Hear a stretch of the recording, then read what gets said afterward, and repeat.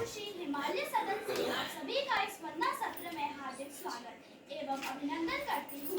मैं आज जिस विषय को लेकर आप सभी के सामने उपस्थित हुई हूँ उसका शीर्षक है देशभक्ति की कविता।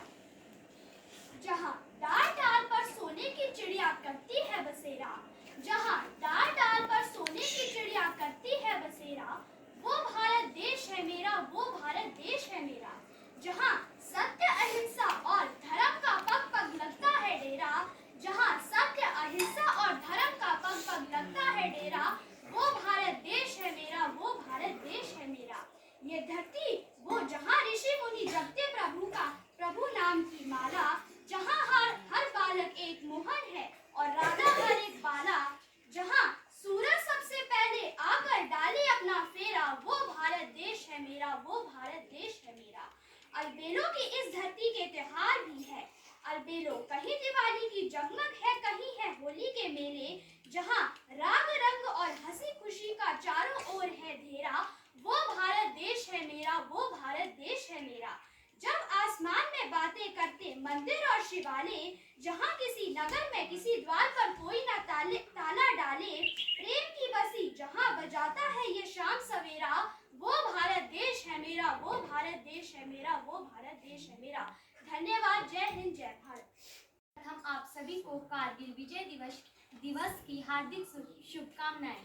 ऐ मेरे वतन के लोगों, जरा आँख में भर लो पानी, जो शहीद हुए हैं उनकी जरा याद करो कुर्बानी।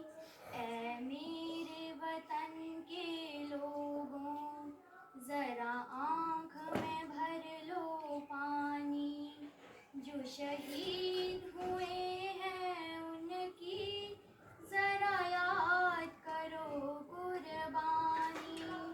जब घायल हुआ हिमालय, खतरे में पड़ी आजादी, जब तक थी सांस लड़े वो, जब तक थी सांस लड़े वो, फिर अपनी लाश बिछा दी, संगीन पे धर कर माथा, सो गए अमर बलिदानी, जो शहीद हुए हैं उनकी जरा याद करो कुर्बानी।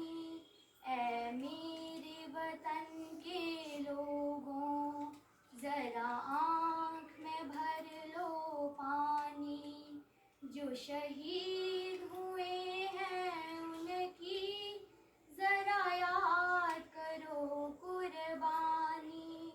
जब देश में थी दिवाली, वो खेल रहे थे होली, जब हम बैठे थे घरों में, जब हम बैठे थे घरों में, वो झेल रहे थे गोली, थे धन्य जवान वो अपने, थी धन्य वो उनकी जवानी, जो शहीद हुए हैं उनकी जरा याद करो कुर्बानी।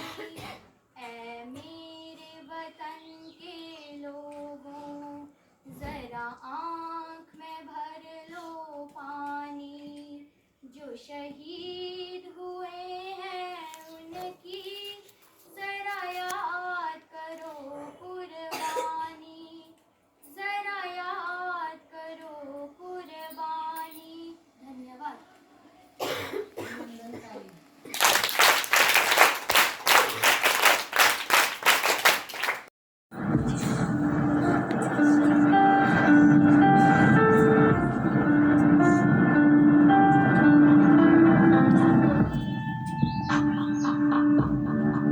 ऊंचे ऊंचे पहाड़ों का सीना चीरती ये सड़क पहुंचती है सरहद पर बसे एक शहर में। सुरू नदी के किनारे बसा ये शहर करीब 8000 फीट की ऊंचाई पर है। इसके चारों तरफ ऊंची ऊंची पहाड़ी चोटियां हैं। देश की राजधानी दिल्ली से करीब 1000 किलोमीटर से भी दूर मौजूद इस छोटे से शहर का नाम है करगिल। जी हां, वही करगिल जिसका नाम सुनते ही जहन में एक खास तस्वीर उभर आती है। तस्वीर एक ऐसे युद्ध की जिसे कभी बताया नहीं जा सकता।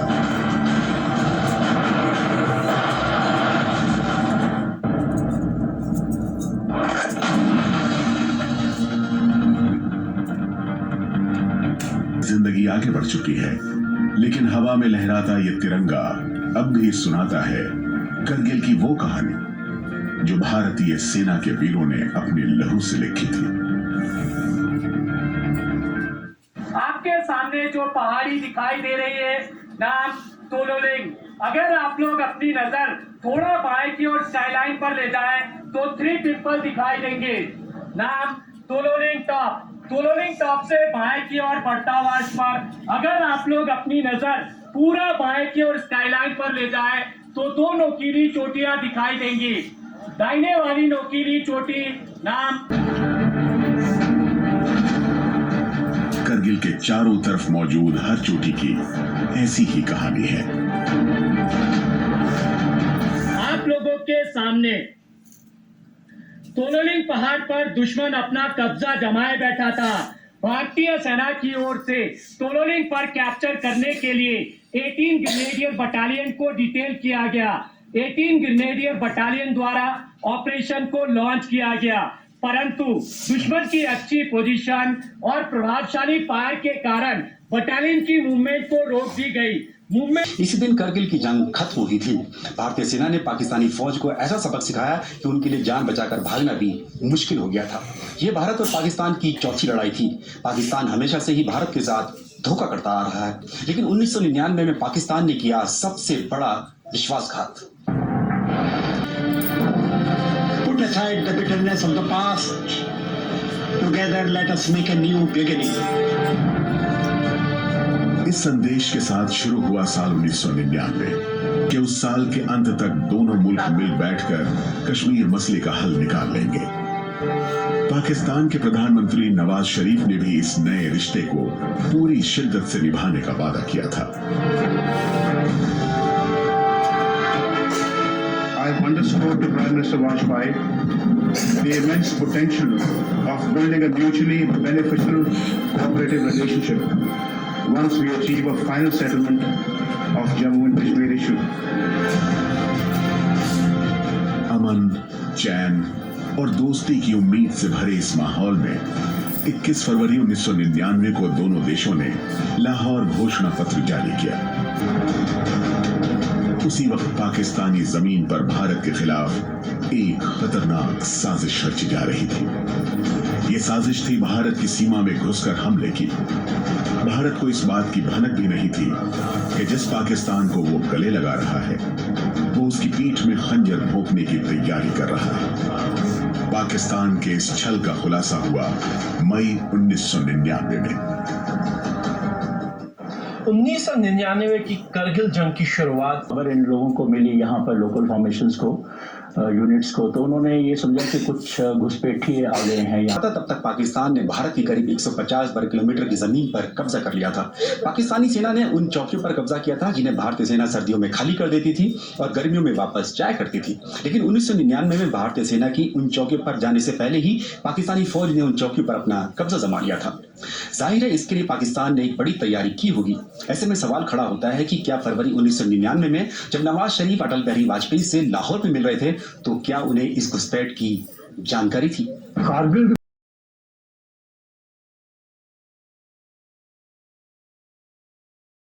पर हमले की हिमाकत की। उसकी सबसे बड़ी वजह थी 1998 के न्यूक्लियर टेस्ट। उस साल दोनों ही मुल्क एटमी हथियारों से लैस हो चुके थे। जानकारों के मुताबिक पाकिस्तान एटमी हथियारों का डर दिखाकर ऐसा कुछ करना चाहता था जिससे कश्मीर के मुद्दे पर भारत पर दबाव डाला जा सके। इन न्यूक्लियर टेस्ट के बाद पाकिस्तान में एक ह्यूब्रिस की स्थिति आई कि साहब अब तो हम एटमी ताकत बन गए हैं, भारतवर्ष हिम्मत नहीं करेगा अगर हम कोई प्रोवोकेशन करते हैं। सब लद्दाख को जम्मू कश्मीर से काटकर सियाचिन में भारत की पकड़ कमजोर करना। उन्होंने ये जो है स्ट्रेटजी पूरी विंटर में बनाई ताकि बिफोर द स्नो मेल्ट्स, जब बर्फ पिघलती है उससे पहले ये लोग चोरी चोरी वहां पर पहुंच जाएं, घुसपैठ कर लें। तो उन्होंने मुताबिक करगिल में घुसपैठ के सीक्रेट ऑपरेशन में मुख्य तौर पर पाकिस्तानी सेना के 4 ऑफिसर शामिल थे। Army chief general Musharraf commando, chief of general staff general Aziz, head of Kashmir जिहाद, ये वो सारा कुछ ISI में जब वो थे तो अब वो चीफ ऑफ जनरल स्टाफ बन गए। General Mahmood corps commander 10 corps, और हमारा former ambassador to America. Ladakh Jammu Kashmir का सबसे शांत इलाका है। लद्दाख पर पाकिस्तानी कब्जा ऑपरेशन बद्र का पहला लक्ष्य था। इसी रणनीति के तहत करगिल की चोटियों पर बैठे पाकिस्तानी सैनिक नेशनल हाईवे पर जबरदस्त गोले बरसा रहे थे। उनका इरादा थी कि 24 मई को CCS यानी कैबिनेट कमेटी ऑन सिक्योरिटी की बैठक में एक बड़ा फैसला लिया गया। भारत ने पाकिस्तानी हमले का जवाब देने के लिए ऑपरेशन विजय शुरू किया, लेकिन भूमिका निभाई बोफोर्स गन ने। कुछ साल पहले राजनीति के मैदान में बदनाम हो चुकी बोफोर्स गनों ने करगिल के मैदान में अपना दम दिखाया। जमीन पर बोफोर्स के गोले तो आसमान में एयरफोर्स के लड़ाकू विमानों ने बम बरसाना शुरू किया। लड़ाई के मैदान में इसने अपना पूरा ने वो काम किया जो अब तक दुनिया की किसी भी वायुसेना ने नहीं किया था।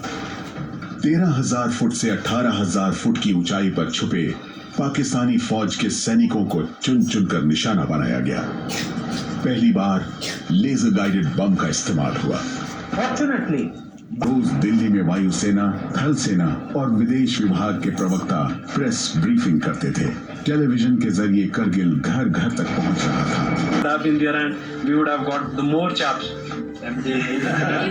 ये फौजी जम्मू कश्मीर लाइट इन्फेंट्री में है। हमारे ही चैनल से ये तब की बातचीत है जब ये अफसर द्रास के पॉइंट 5140 के एक अहम चौकी पर कब्जा करके लौट रहे थे। विक्रम को उसके दोस्त शेर शाह बुलाते थे। दुश्मनों की उन पर नजर थी। विक्रम और उनके साथियों का मिशन अभी पूरा नहीं हुआ था। They were on the same frequency which were we on our radio sets. Now the Pakistani soldiers or officer, whoever it was, he said me my code name was Sher Shah. Oh Sher Shah, you have come. Don't try to come up, otherwise you'll have a tough time. And that was the time they gave us a challenge. And my guys, they went wild. Okay, how dare a Pakistani troop can challenge us?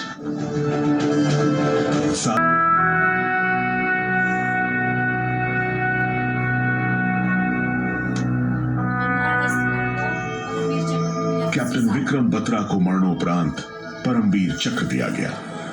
ये पहली लड़ाई थी जिसमें जंग के मैदान से शहीदों की लाश उनके गांवों तक पहुंचाई गई। शहीदों की लाश को गांव तक पहुंचाने का फैसला काफी बड़ा साबित हुआ। इससे करगिल की लड़ाई सिर्फ करगिल तक सीमित नहीं रही, पूरा देश इसके साथ जुड़ गया। जबकि पाकिस्तान अपने उनसे बात तो नहीं हुई, कोई कल मुलाकात वगैरह हुई, कोई कल तो हुई शाम को। तो जो दूसरे हमने की जो मियां साहब के साथ वही फोरम था, जो फुल फोरम था इस्लामाबाद में।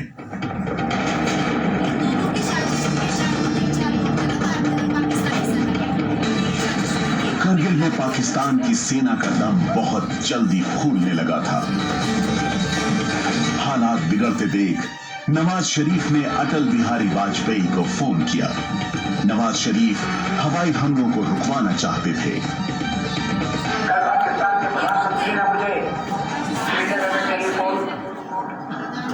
की जवाबी कार्रवाई से घबराया पाकिस्तान मदद के लिए अमेरिका के पास पहुंच गया, लेकिन अमेरिकी राष्ट्रपति क्लिंटन ने कहा कि पहले पाकिस्तान करगिल से निकले और लाहौर शांति प्रक्रिया को आगे बढ़ाए। युद्ध के मैदान में पाकिस्तान को परास्त कर चुका भारत कूटनीति के मैदान में भी भारी पड़ रहा था।